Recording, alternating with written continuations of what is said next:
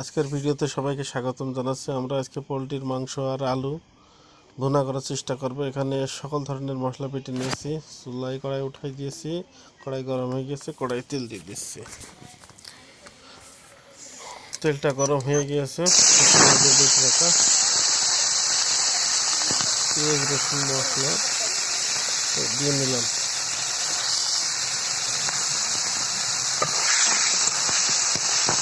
এটা সুন্দর মতো ভেজে নেব বেশ সময় ধরে।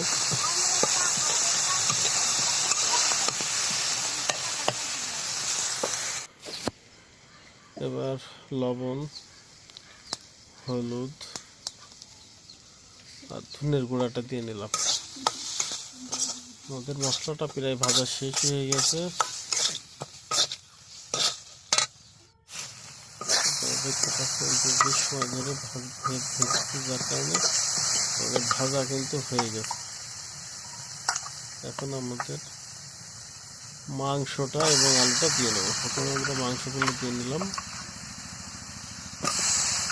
এবার পাশ করে রাখছি, আলুগুলো দিয়ে নিচ্ছি। এগুলো দিয়ে নিয়ে সুন্দর করে বেশ সময় ধরে ভেজে নেব। আপনারা দেখতে পাচ্ছেন যে আমাদের মশলা দিয়ে মাংস এবং আলুটা কিন্তু সুন্দর মতো ভাজা চলছে। নাড়াচাড়া করে সব জায়গায় সমানভাবে মশলাটা মাখায় দিচ্ছি।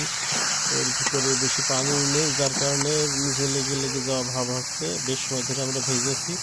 এখন আমরা পানি দিয়ে দিলাম। এই পানিটা দিয়ে কষানো শেষ, ভুনা করাও শেষ, আর কোনো পানি এর ভিতরে দেব না, যার কারণে পানিটা একটু বেশি বেশি করে একবারে দিয়ে দিলাম। আমরা বেশ সময় ধরেই কিন্তু জাল দিচ্ছি। আমাদের কষানোর কোনো হিসাব নেই, কষানো এবং রান্না একবারে হয়ে যাবে। আজকের রান্না একটু ভিন্ন ধর্মী করার চেষ্টা করেছি আমরা এখানে, আর কোনো পানি দিব না। আমাদের রান্না শেষ হয়ে গেছে। আপনারা দেখতে পাচ্ছেন যে আমাদের আজকের ভুনা কিন্তু এইভাবেই করার চেষ্টা করেছি বা এইভাবেই করলাম। সকলকে ধন্যবাদ জানাচ্ছি।